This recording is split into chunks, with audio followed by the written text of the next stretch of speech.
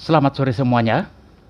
Pada kesempatan ini, kita akan membahas tentang produktivitas tenaga kerja.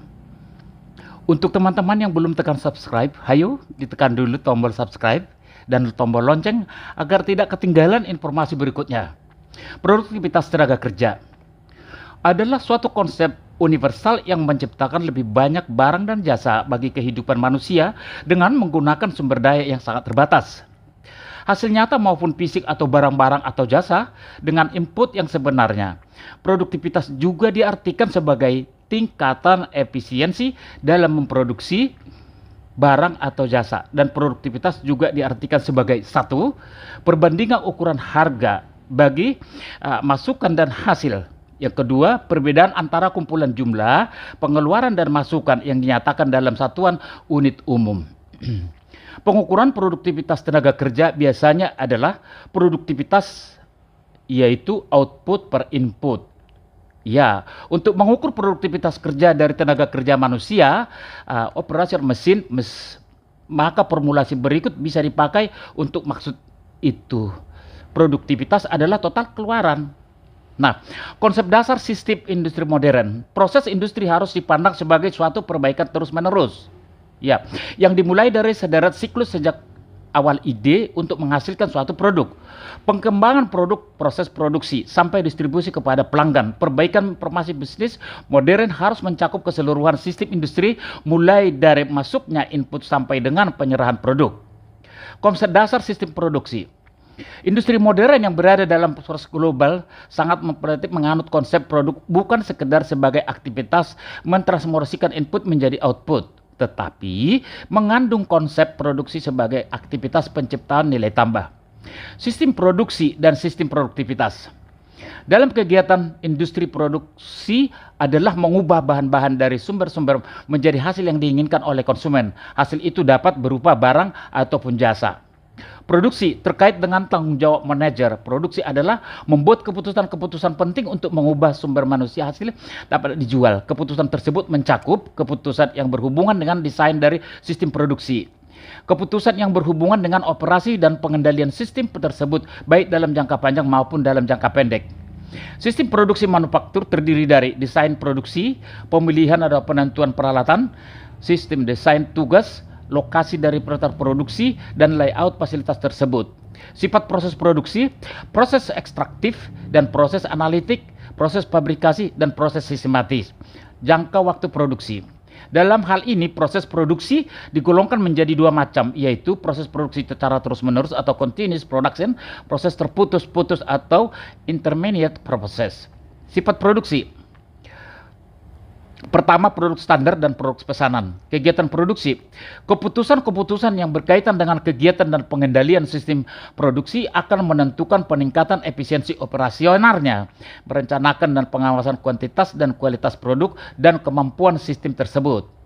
Perencanaan produksi, ya, dilihat dari jenis barang yang akan dibuat, yaitu jumlah barang yang akan dibuat seberapa besar atau banyak, cara pembuatannya. Kemudian perencanaan jenis barang yang akan dibuat terdiri dari 4 tahap, antara lain penentuan desain awal yang berupa desain spesifikasi, penentuan desain barang yang tepat, penentuan cara pembuatan yang berupa penentuan ukuran produksi, tempat kerja, dan peralatan yang dipakai. Merupakan usaha modifikasi tahap ketiga yang disesuaikan dengan layout, tuntutan kualitas mesin dan peralatan, dan alat pembantu lainnya. Organisasi produksi. Dalam perusahaan manufaktur, tanggung jawab untuk memproduksi barang berada pada bagian produksi dan pengendalian produksi.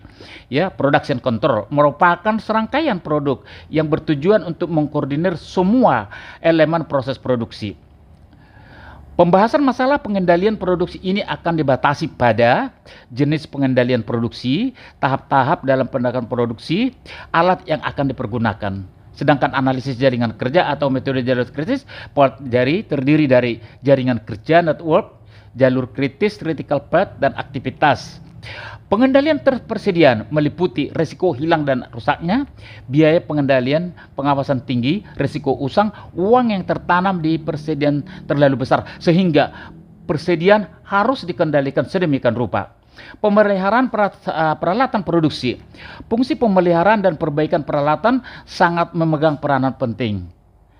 kerugian karena terhentinya sebagian atau keseluruhan kegiatan proses produksi karena peralatan yang tidak di maintenance sedemikian rupa ataupun tidak dirawat.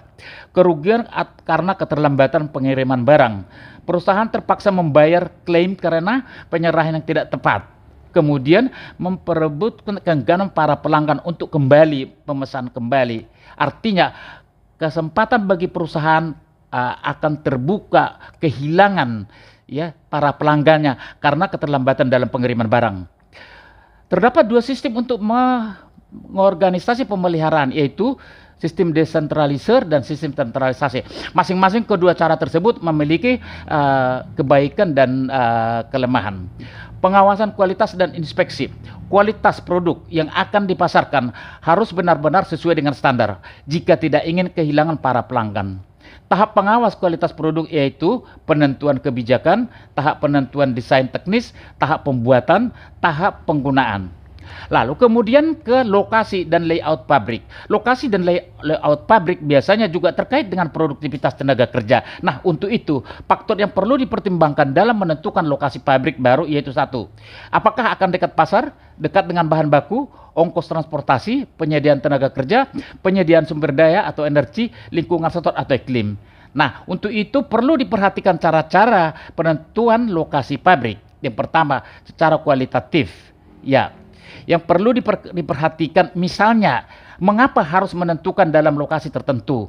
Itu seperti contoh seperti di Surabaya. Kenapa harus di Sidoarjo? Kenapa harus di Gresik? Kenapa harus di kota Surabaya? Nah, pemilihan atas lokasi tersebut perlu dipertimbangkan agar tidak mendapat kesulitan pada pelaksanaan proses produksi lebih lanjut. Faktor yang dinilai meliputi bahan baku, tenaga kerja, fasilitas tenaga listrik, ya transportasi dan pasar. Cara kuantitatif ya terdiri dua, yaitu cara yang sederhana dan cara yang kompleks. Tentunya sudah secara kuantitatif itu terukur ya. Ada standar yang harus diterapkan dan memiliki nilai-nilai tertentu sehingga akan ditemukan mengapa harus memilih satu lokasi. Tujuan pokok daripada layout pabrik antara lain adalah meminimumkan biaya pengangkutan dan penanganan untuk mempercepat dan melancarkan bahan-bahan penyimpanan, untuk melakukan pekerjaan yang efisien, untuk memudahkan pengawasan pekerjaan dan moderator. Layout dibedakan menjadi dua, proses layout ya produk layout. Kemudian faktor-faktor yang mempengaruhi produktivitas yang harus diperhatikan oleh setiap perusahaan antara lain kemampuan, 2 sikap, 3 situasi dan keadaan lingkungan, yang berikut motivasi, upah, tingkat pendidikan, penyajian kerja dan penerapan teknologi. Nah, saudara-saudara sekalian, telah saya jelaskan sedikit tentang produktivitas. Namun apabila ingin mendapatkan materi yang lebih lengkap, nanti akan bisa Anda download akan saya tentukan nanti. Saudara-saudara sekalian, demikian materi kita pada kesempatan ini. Terima kasih. Sampai jumpa pada pembahasan materi berikutnya. Nah, ini khusus untuk mahasiswa kelas SMX dan kelas SMX dan kelas SMX2. Tekan tombol like dan beri komentar pada kolom komentar tentang materi yang kita bahas hari ini. Nah, yang merupakan tugas Anda adalah memberikan kolom komentar. Pokok pembahasannya meliputi mengapa produktivitas perlu dibahas apabila suatu perusahaan akan didirikan. Saudara-saudara sekalian, khusus yang dua kelas SMX 2 dan kelas SMX ya, karena nilai UTS setelah menjumlahkan hasil kegiatan sehari-hari dengan nilai UAS kemudian digabung dengan hasil UTS hanya lulus 20%. Untuk itu tolong diberikan komentar pada kolom komentar tentang materi yang dibahas hari ini. Cukup, tidak perlu buat paper, tidak perlu. Komentarnya saja dan segera disampaikan, mungkin 2-3 hari, karena saya akan menyampaikan nilai ke Sinpos Tisya. Demikian, terima kasih, sampai jumpa.